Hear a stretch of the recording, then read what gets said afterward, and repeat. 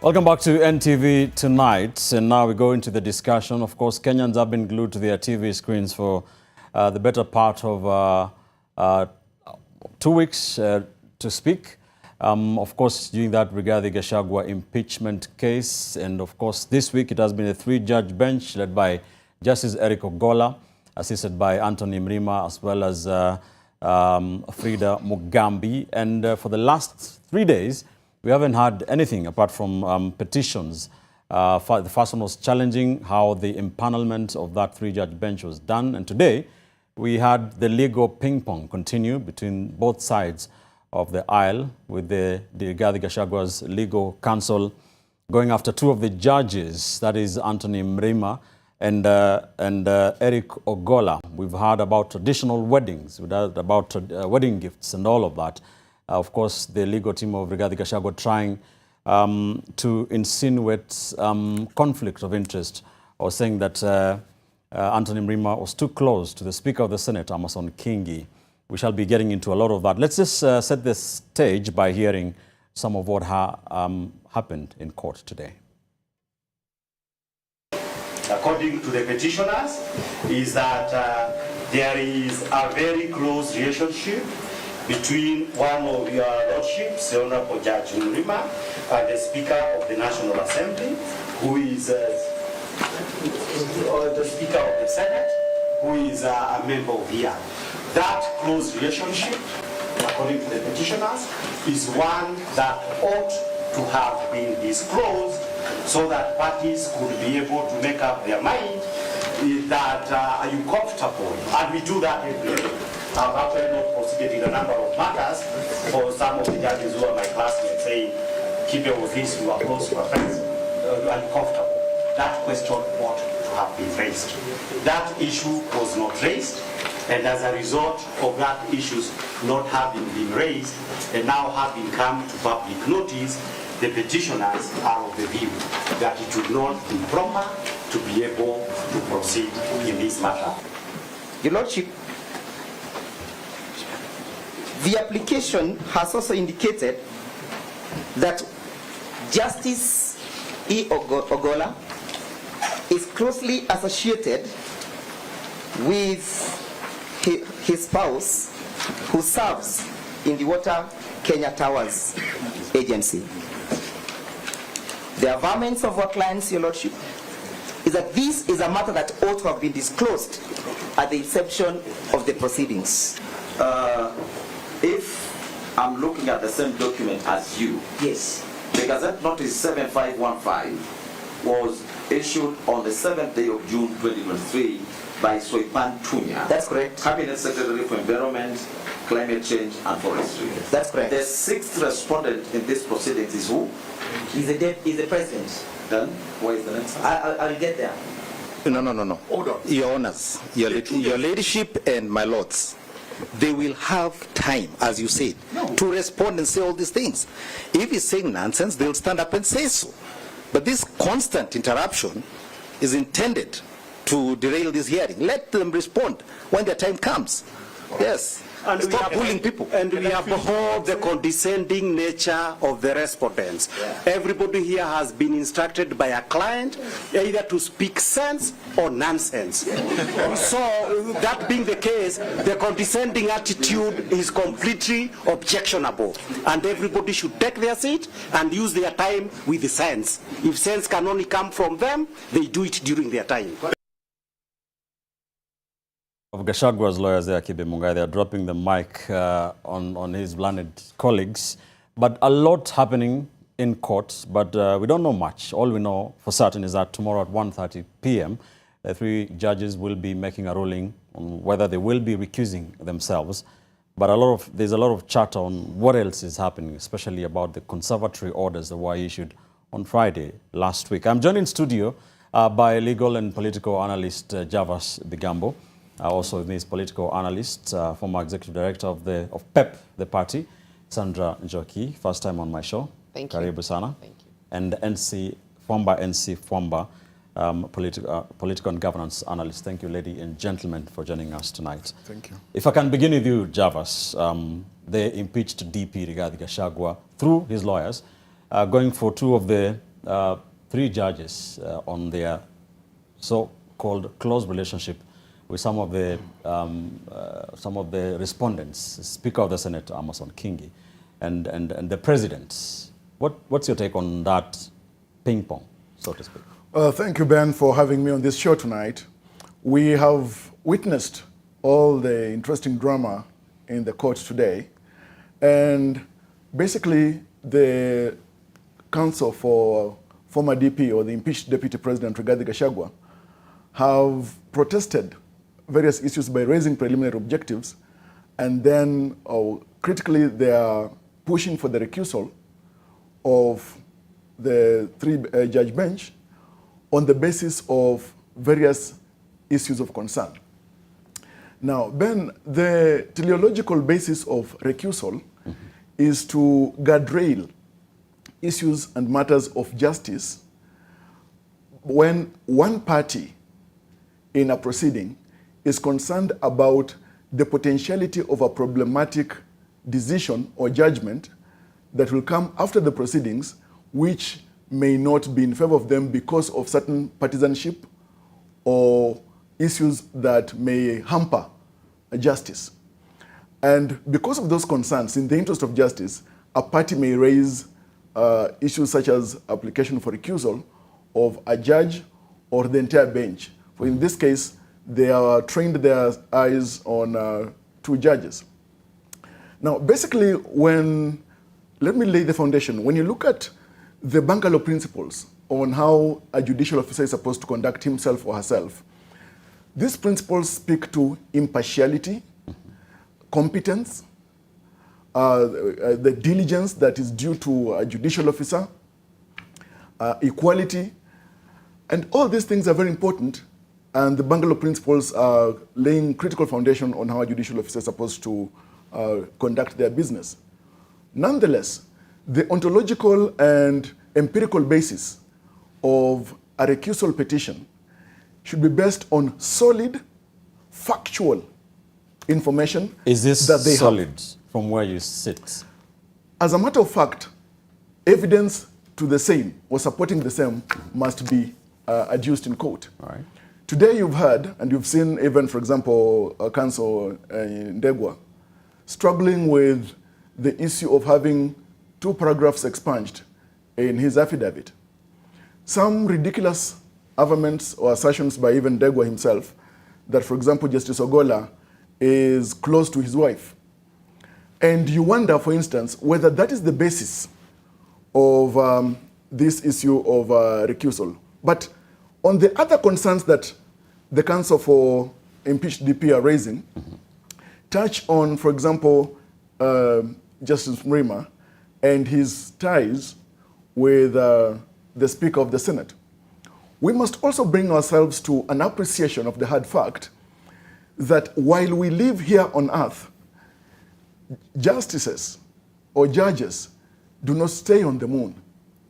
The issue is, as they live within the society and relate because they are members of the society, Indeed. to what extent can their relations and associations interfere with the work that they do? And that is some of the issues that they are raising. However, without evidence and tying the issue of those associations with the matter or the proceedings of the day or instant petitions, then the issue may not be weighty as possibly it is. And that is the question. Sandra, this was litigated at length from both sides. The issue of Speaker of the Senate, Amason Kingi, attending Justice Anthony Mrima's traditional wedding, and it being said that they are too close and that he has to recuse himself. What do you make of that? You know, as Jarvis has said, judges don't come from Mars. They are actually Kenyans who have been living with us. They were born here, they grew up here. So obviously they have social associations. Now, when you look at, for example, Amason Kingi, the Senate Speaker, he's a lawyer. So obviously, you would expect that above 50% of his friends and associates would be lawyers. And if that is going to be used by lawyers to have judges recuse themselves, then I think we should have heard a lot of applications for recusal from way back in many other past significant cases.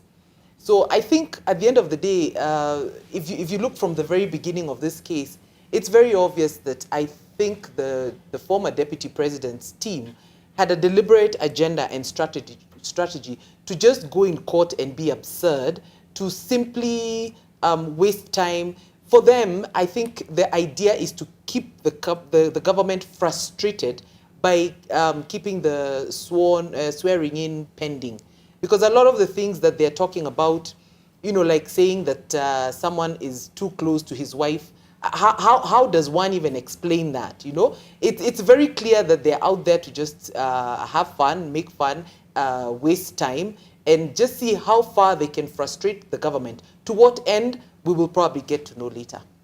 Fomba, another of the grounds for recusal that's related to saying that Justice Ogola is with his wife was actually, he was trying to say that the spouse of the principal judge was appointed into a government parastatal by the former Environment CS, ostensibly on behalf of the president. Therefore, that is impropriety.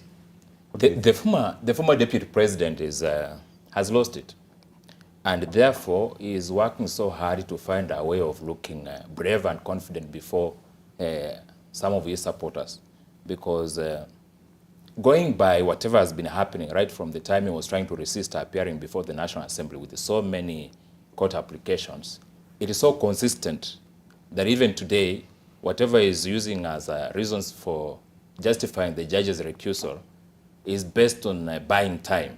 Remember, one of his advocates, Dr. Aminwa, talked about the healing process. And this court has presented that opportunity. That's why they are trying all kinds of excuses to buy time in order to delay the swearing in of the new deputy president, Professor Kindiki. There is no other reason other than that, because there are those who talk about the grieving process. So it started with denial. Now there's a process of acceptance ongoing. So those excuses of recusals, including accusing someone of being too close to a spouse as one of the grounds, sounds so ridiculous to everybody, even to laymen. You know, if I may add on, there's something that Githu Muigai said today, something really significant. He said that this is the same bench that gave favorable orders to the Rigathi team back a few days back. But when they were giving those orders, funny enough, that team didn't remember that one judge is very close to his wife and that one judge happens to be a friend of the governor, the former governor and now the Senate Speaker. So this is a very clear example or manifestation that they're just out to make fun in court and just to waste time. All right. What do you think about Javas? The impeachment, lawyers have accused, the other side's lawyers have accused Rigathi Gachagua's lawyers of delay tactics. And I've seen questions like, what is the end game? How long can this continue? What would you say is going through the legal team of the impeached DP? You see, Ben, the Constitution is a very generous mother and has got food and nutrition that everyone can partake of. But just like fire, it can be a very good servant, but a bad master. And it depends on how you approach it and how you lay your issues. You see, in matters law, every party is always bound by their own pleadings. When you look at the pleadings and the petitions by counsel for the impeached deputy president and the cronies or the other parties, you realize that there are some issues, for example, raised even in the preliminary objections, and some issues that are in the substantive petitions that may not particularly hold water and go the whole hog. Well, when you look at the respondents' counsel, they have raised concerns that counsel for the impeached deputy president are merely forum shopping, engaged in conscious and intentional delaying tactics with the idea in mind that the designate Deputy President, Professor Kithure Kindiki, should have his day in the sun delayed a little longer. Now, how I look at it is that the Bill of Rights provides an iron dome of protection for every citizen in this country, which protection has been sought by impeached Deputy President Rigathi Gachagua when he obtained conservatory orders from Milimani, which have just expired, when he obtained conservatory orders from the Kerugoya High Court, which conservatory orders actually based on the significance of the issues that were raised before the judge were to be heard today, but because of the critical issues of the preliminary objections, issues to do with the recusal or petition for recusal have led to that matter not being heard today. All right. And so because of that, it informs counsel, the defense counsel, to be wary about the intention of the impeached Deputy President Rigathi Gachagua and his counsel for being possibly merely cheeky and making sure that they engage in every idea in the playbook to ensure that issues take slightly longer so that the taste that is in the pudding should not be enjoyed, not just yet. All right. We'll get into the issue of the conservatory orders and what they mean, because I'm seeing so much conversation around that, what Justice Mwongo's, what it means, and just Judge Amwita's as well. But before we do that, Sandra, is it possible, some lawyers have been saying that it's possible for the impeached DP's legal counsel to keep doing this in perpetuity, basically, until, I don't know to what end, maybe to make sure that his impeachment status is lifted, or that he's not locked out of politics for 10 years, or that he gets his retirement perks. What are you hearing? What I'm hearing is that the primary reason that they're pushing this for this long is because they want to see if they can get probably the government side to back down a little bit and behind closed doors promise that he can get his final dues and all the marupurupus that come with a deputy president completing his office. We all know that former Deputy President Rigathi Gachagua is a man of ego. So obviously, it probably has dawned on him that, it's gone, it's gone. But what can I get out of it? I'm sure one would wonder then why didn't he resign instead of going through all this and then negotiate for an exit package. But I keep saying, and if you analyze it, you look at the people around him, you look at his so-called kitchen cabinet, and it's predominantly led by what I would call political novices, individuals who only joined politics the other day. They probably did not imagine that the impeachment would happen. So they probably encouraged him, go the long haul, fight it out. In the end, you'll still be DP, and this guy will end up respecting you, and, you'll have that whole Murima tag. But it's hit them that they didn't analyze the situation. They didn't analyze, the National Assembly. They didn't analyze the mood to know whether they would dare to go so. So right now they're trying to. He's trying to recover the best that he can. But I would say he's going about it the wrong way. His lawyers are going about it the wrong way. And I would also say that, unfortunately for the deputy president, he's got even his legal team is not the best. Was not to the best of his interest. Because I would probably point out someone like Ndegwa and Jiro. We heard him a couple of, not even too far long, maybe 3-4 months ago, casting aspersion on when the then Deputy President Rigathi Gachagua was still in office, and saying, he would never represent him, they were never meant to be in office anymore. And he repeated it yesterday in court. He said this was never meant to be a government in office. So you're left wondering, is he there to help the former deputy president, or is he there to disrupt for a bigger agenda? So I think the biggest problem here is that the former deputy president doesn't have a very strong support base, both politically and legally, and that's why he's all muddled up. What is your take on this, Fwamba? What would be the end game in this kind of tactics for the DP? Are his options dwindling? The former deputy president already squandered so many opportunities that he'll have used to redeem himself. Unfortunately, a lot of things happened because he kept on imagining that the best things were going to happen to him. But unfortunately, from every point to the next, he has always been losing. Even right now, it's so predictable because I'm seeing him in a picky-ponky kind of situation. Because the moment you introduce lies in your affidavits, you lose credibility before any judge. And generally, he's enjoying the advantage of the principle of Montesquieu of having the three arms of government in terms of checks and balances. After having problems with the executive, the parliament intervened and threw him out. But through the constitutional democracy that we have as a country, he sought redress in the judiciary. But unfortunately, whatever he met at the National Assembly and met at the Senate is likely to be the same fate he's going to meet at the judiciary, based on the lies, especially the issue of the affidavits, where Ndego was requesting that they expunge paragraph 10 and paragraph 16, which unfortunately he was later forced to read loudly, and embarrassingly he did so, and it sounded so funny. So there's no specific political redress that Rigathi might be having as an option right now. So this can go on for months.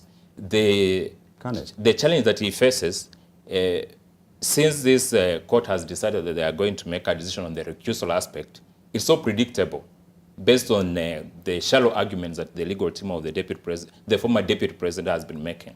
So by tomorrow, my prediction is that the case will go on and the decision will be made.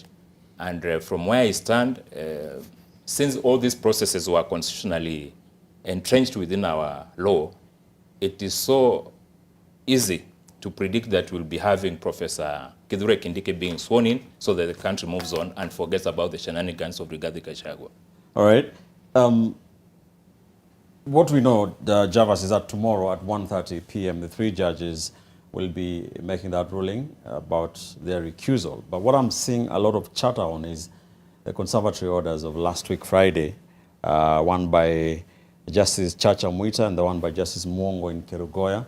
I think the one in Kerugoya barred swearing in of DP designates Kithure Kindiki.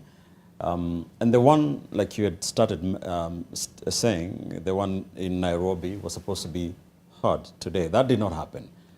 What does this all mean? Ben, the thievery of time is enabled by intentional procrastination. And the first strategy in this act, or the playbook of procrastination, was to rush to court in Kerugoya, actually initially in Milimani, to get the conservatory orders, which conservatory orders actually were trying to play catch up to the various steps that had already taken place. Remember, His Excellency President William Ruto had already nominated the Professor Kithure Kindiki and conveyed his name to the Speaker of the National Assembly for consideration. And National Assembly did the consideration and passed. And therefore it was, and then there was the gazettement by the Speaker of the National Assembly. What was to follow then was the issue of the swearing in, so that he takes his oath of office and becomes a substantive deputy president. The second conservatory order in the playbook of procrastination was the Justice Mwongo orders. The conservatory orders which, from the petitions, were raising critical issues of national importance, and he guided that the petition was to be heard today. We are all aware that the hearing has not taken place because of the preliminary objectives objections that the parties have raised, parties of the Deputy President's Council.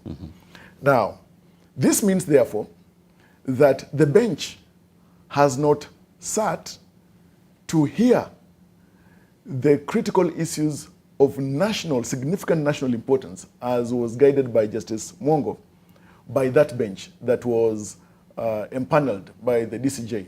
Remember that there was a preliminary objection on the issue of empanelment, which was dispensed with yesterday. And as we move forward, the issue here is how many quivers, how many arrows still remain in the quiver of the Deputy President through this procrastination. Chances are maybe there could be a single arrow, or maybe the arrows are exhausted and the quiver is just covered, with this being perhaps the last best hope. But this means, therefore, that tomorrow in the forenoon when the bench sits to deliver a ruling on the issue of recusal. If the bench will, because remember recusal is an issue of the consciousness of an individual judge.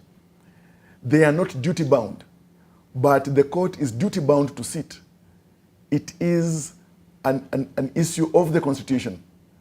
Now, if and when the bench tomorrow, for instance, determines that the petitions, the claims, and grounds for recusal are not weighty and that they are not so substantial and solid as to tilt and influence the outcome of the decisions of this bench, then the bench will likely go ahead and hear substantive petitions. However, it is also possible that after that kind of ruling, counsel for the impeached Deputy President Rigathi Gachagua may want to rush to the Court of Appeal to challenge that ruling.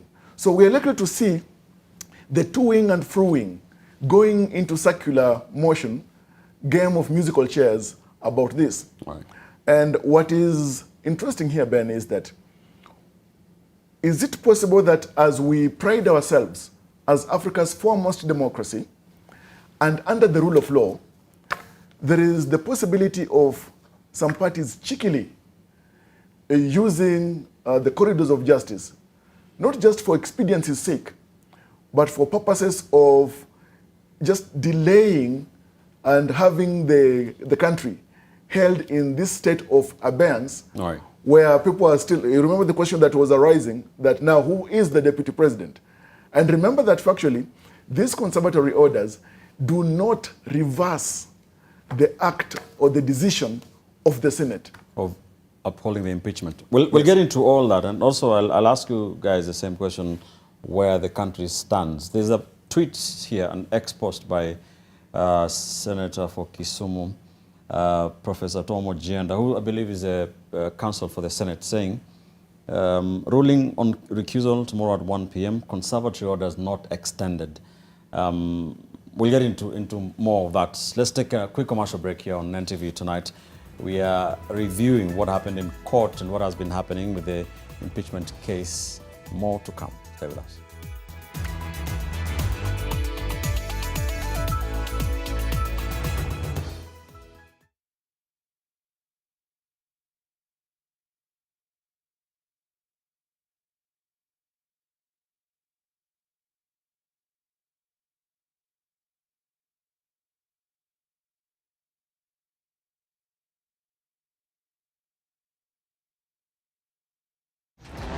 And to swing hard at every opportunity. To Betika is to do the impossible. It is possible with Betika. Welcome to Betika, the home of champions. The 2024 REITs Association of Kenya Conference is here from October 30th to November 1st in Naivasha. This year's event is set to explore the theme Navigating New Frontiers, Unlocking the Potential of Africa's REIT Market. Join thought leaders, investors, and real estate experts as they delve into new opportunities in real estate investment, share groundbreaking insights, and foster collaboration for Africa's growing REIT sector. Register today and be part of this influential gathering. Visit rak.co.ke. Unahitaji msomaji habari aelewaye matukio na matokeo ya matukio? Michezo hutegemea hewa safi. Msomaji habari mweledi wa majimbo katika kaunti ya Turkana. Msomaji habari mweledi wa masuala ya kanda. Nataka nisikie vile wewe kwanza unasikia. Msomaji habari mweledi wa masuala ya ulimwengu. Hapa jijini New York nchini Marekani. Msomaji wa mtagusano, mvuto, mnato na haiba ya kuaminika. Habari zako za NTV ya dhuhuri zimepata sura mpya. Mimi ni Lois Wangoi. Kila siku, kila wiki, kila tukio. Saa 7 adhuhuri kwa taarifa kuntu, tendeti na za kuaminika ni NTV adhuhuri.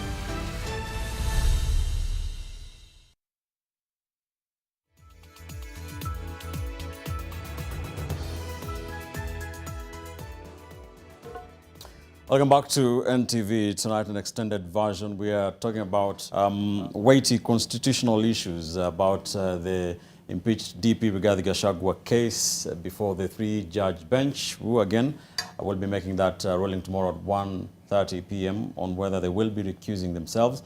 We have been talking about the issue of the Conservatory orders issued on Friday last week and where we stand as a country. Fwamba, from where you sit, where do we stand with the Conservatory orders? Is this, should Kithure Kindiki start removing his champagne from the ice, or just not yet? I want to believe that we are very close to that, save for the two Conservatory orders, one that is expiring tonight, and the other one that stopped the replacement, the assumption that interfered with the assumption of office of Professor Kindiki. But based on the issues that have emerged in the court today and yesterday, it is very clear that most of the arguments being advanced by the former Deputy President's Counsel are baseless and lack substance. So what they are doing is what the lawyers refer to as dilatory tactics, ones that like filibustering in Parliament. This is the same tactic that his supporters in Parliament used to delay the debating process. In this context, they are now using dilatory tactics and vexatious litigation from one point to the other, coming with court orders here and there, but ultimately they know the ultimate outcome will be a loss on their side. All right. Javas, let's revisit that question again before we move on, because one of the arguments that was being raised by the Parliament's lawyers is that the country continues to be without a deputy president, a principal assistant to the head of state. In principle, people have been saying the impeached DP is still there. Others have been saying it's Kithure Kindiki, the DP designate. Others saying we do not have a DP. What is the status from what you understand? Ben, the present circumstance has invited all of us as a country to dialectical positions. And these dialectical positions are dictated by the political leanings, mostly given the situation in the country. There are those who have been pro-impeachment, there are those who have been anti-impeachment, which I think has been the best alloy of all these hang-ons of emotions since the Parliament carried out its mandate of impeaching the Deputy President based on the charges that were leveled against him. Factually speaking, the Constitution provides that upon impeachment of a president or deputy president, they cease to hold office. Legally speaking, Rigathi Gachagua ceased holding office when he got impeached by the Senate. Right. That's first. And secondly, of course, the issue of the outcome of that decision was conveyed to the National Assembly. So he ceased to hold office because the Constitution provides that upon impeachment by the Senate, they cease to hold office. The issue of the Conservatory orders that curtailed or stopped the swearing in of the Deputy President nominee did not, like I said earlier, reverse the act of the Senate. So he stands impeached. He stands to not to hold any office. He is not a state officer in Kenya today. So those who've argued initially, or even some who still hold on to that argument and perpetuate it, that Rigathi Gachagua is still deputy president, I think they are engaging in an inverted thought process that is still not appreciating the work that Parliament did, or the acts of Parliament, the action of Parliament, National Assembly and the Senate, which actions are bestowed upon them by the Constitution. Secondly, the President, upon the gazettement of the voting in the Senate, Right. got to convey or nominate and convey his nominee to the National Assembly. The Assembly considered the communication from the President and voted. That is a fact. The issue here is that we have a deputy president nominee in place who has been ratified by the National Assembly. The only thing is that he cannot be considered as a substantive deputy president because he has not taken the oath of office that the Constitution prescribes. In this state, therefore, we have an impeached who is factually a former deputy president because ceased holding office, and those are the edicts of the Constitution, and a nominee who is just waiting to take the oath of office and become a substantive deputy president. I want us to come back to finish with the issues of the Conservatory orders, but very quickly, Sandra, what is the position from where you sit in terms of the DP's position? Well, from a layman, my understanding is that both Conservatory orders expire tonight. If you look, there are those who are arguing that the Kirinyaga one, the Kerugoya one, it will still be in force simply because it has not been heard, so to speak, because you know the order says that there will be a hearing pertaining to that order on the 24th. Mm-hmm. I would want to believe that since there was no hearing, that time has lapsed, that order has expired. But you know, the legal minds would probably, from both sides, argue differently. But you see, it's those ambiguous positions that we are finding ourselves in that I can tell you are exasperating Kenyans. Because Kenyans are tired of politics, by the way. Kenyans are really looking forward to where we could have a different national conversation. Kenyans want to know more about, for example, the new medical scheme, SHA. So they would really want this issue to come to an end. And if I may add on, when you asked that how long can this go for, that question, ideally, we lay it squarely at the feet of the judiciary. Because if you ask me, the judiciary, they lost control of the entire case on Tuesday. When immediately the proceedings started, the judges seemed to allow the petitioners to take charge of the court and to run the proceedings as they willed. It was clearly a pattern. You could see Mwite stood up, made a complaint, sat down.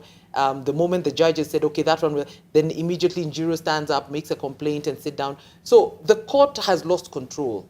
And judiciary probably needs to come to the recognition that Kenyans want an end to this thing because Kenyans want to have a different national conversation. Yeah. Because the fact of the matter is that everybody has accepted that the former deputy president has been impeached for the simple reason, even a non-legal mind knows that a court cannot make a ruling or a decision through the application and the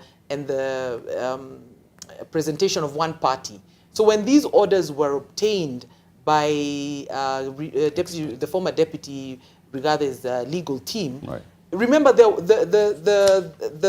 Senate was not in court to defend itself. So there's no way the court made a decision to please only one side. It's called that the court cannot have what you call make a status quo ante, that you're making a decision with only one party. So that is why the conservatory order was given, which means conserve the situation as it is. Let's not go forward in this, and neither are we going backwards. So all Kenyans understand that, and therefore the judiciary really needs to take charge.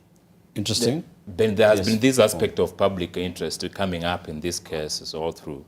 And there's this issue that is so obvious, that the country has moved on. It was very evident when we were at the Mashujaa Day celebrations in Kwale that the issue of the former deputy president is something of the past. So other than his right of pursuing whatever he considers the due process or redress through the courts, the country pursues its developmental agenda as a bigger picture. And even through the president's speech at that time, it was very evident that the president was talking about the national developmental program as opposed to the shenanigans that the former deputy president is trying to take the country through. All right. Interesting. Before I let you all go, there's still on the issue of conservators, Javas, there's a tweet here by Senior Counsel Ahmed Nasir Abdullahi on a lot of people arguing online on whether whether the Kerugoya court's order it's time barred or not. So he cites the fifth order by Justice Mwongo, which says that in light of the nature of the matters raised herein as noted in Order 3, conservatory orders are hereby issued against implementation of the resolution of the Senate in terms of prayer C of the notice of motion, preventing any person, including the second interested party appointed by the President and approved by the National Assembly, of course that is the Deputy President designate, from assuming the office of the Deputy President. That is the fifth order. That it almost means that the matter must be determined first before this can expire, so to speak, in lay terms. Do you agree? Oh yes, it has been stopped. And the swearing in has also been stopped by the said order by Justice Mwongo. And until this matter is heard, or until such time that these orders are lifted, then the order is still in force.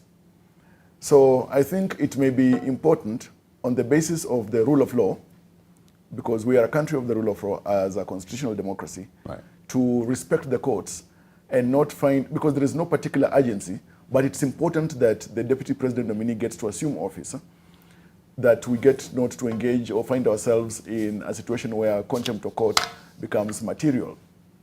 But of course, also weighing or looking at some of the petitions, they may likely find themselves in the Bermuda of circumstances, or in the black hole, if you like. All right. Pomba, as we wind up, if you were to address or advise both sets of legal counsel, what would you tell them? In just a minute or so, what would you advise the impeached DP's lawyers and the other side as well? I would want to identify with what Sandra said earlier, that the impeached former deputy president's lawyers should consider seeking aspects of how they can help him not get the punishment of being an impeached former deputy president, because it comes with a lot of consequences. But I don't know how they are going to do that, because the opportunities that he had are all already squandered. So unless a miracle happens, there is no legal redress for that, especially in terms of losing the 10 years, in terms of political power, and also losing the package, the retirement package of a former deputy president. So I think the best thing is to continue whatever they are doing, because they know it better. Just the shenanigans around it. What about the other side? What would you tell them? Now the other side should be focused on ensuring that they win the case, so that in the interest of the country, so that the new deputy president is sworn in, so that we embark on a developmental program that is not an individual-based kind of program, the way the former deputy president is trying to push the country towards. Ben, let me just handle this issue, yes, on the issue of the packages or the benefits. When you are impeached, and as Fomba says, you have not retired. Remember that the Retirement Benefits Act is for retired president, retired deputy president, retired chief justice, etc. Impeachment does not equal retirement. And to have former deputy president Rigathi Gachagua benefit from such perks actually is to offend the law. Mm-hmm. All right. Yeah. Remember, they have said that the courts are also doing this for, to set a good precedent to clean up the jurisprudential happenings for future reference. Sandra, for your final thoughts, what would you tell both sides of lawyers? And what's your prediction as well? My prediction is that ideally, probably by latest early next week, we should definitely be seeing the swearing in. But my message and my call is to primarily lawyer Paul Muite. I want to remind him of the person that we have always respected as a people of Kenya, because he was that lawman who always stood up for what was good for Kenya. And what is good for Kenya right now is that we need to wind up this case. We need Kenya to move on. We need to remind him that he needs to come back onto the side of Kenyans and therefore he needs to stop the shenanigans. He needs to take charge of his side and just bring this to a close. He is a respected law officer. He's a respected elder of this country. If he knocked on the president's door, any of the people who need to be talked to about probably getting a nice cushion landing for the deputy president, he knows that he has the capacity to do that. He's respected enough to be able to do that. So I'm calling on lawyer Paul Muite, please let's shut this down. Let's get the country back to more progressive discussions. To the Attorney General, she's got a lot of years of experience in the corridors of the judiciary. I want to believe she should be able to have an ability here and there to be able to also shut this down. And to the court, don't be bullied. All right. Stand firm. Javas, your word to the litigants? Well, I think that very soon the clouds will lift and the golden rays of the sun of sober politics and calm in the country will resume. To counsel for the petitioners, I think it's good for them to bravely fight as they are. But I think when you're bravely fighting, fight on the side of facts and on the side of the law, and not just a question of engaging in a critical political playbook games that may not actually be helpful, even if, of course, you're trying to fight for the rights of your client. And as I stated, I said that the Constitution is a generous mother, has got a room for the food and nutrition for everyone. And that's why we can say that on the side of the petitioners, the side of the respondents, they have got the equal ground that the court provides for them. But I think in all this, as we've even been hearing the issues and the arguments for recusal, I think one thing, we know that the judiciary is the arbiter. Let us respect the court. Let's not have a situation where judges are feeling bullied or pushed to the corner or intimidated, or where parties want to choose the kind of judges that should hear and determine their matters. All right. So let the lawyers earn their bread. It's their turn to eat. Ladies and gentlemen, we have to leave it there. Thank you so much. Political and legal affairs analyst Javas Bigambo, political analyst and former executive director of the People's Empowerment Party, Sandra Njoki. Thank you for gracing our show tonight. Thank you for having me. And Fomba NC Fomba, political and governance analyst. That's why we leave it here on NTV. They say that justice must be done, but must also be seen to be done. And we will continue to give you the lowdown here on NTV as this unprecedented proceedings continue. What we know tonight is that the 3 judges have retired to write a ruling on yet another petition to have 2 of them this time recuse themselves. We shall be getting to know what they will be doing tomorrow at 1:30 p.m. We continue to tell you what's happening in the way only we can. Thank you for watching. I'm Ben Kitili. Good night from Nairobi.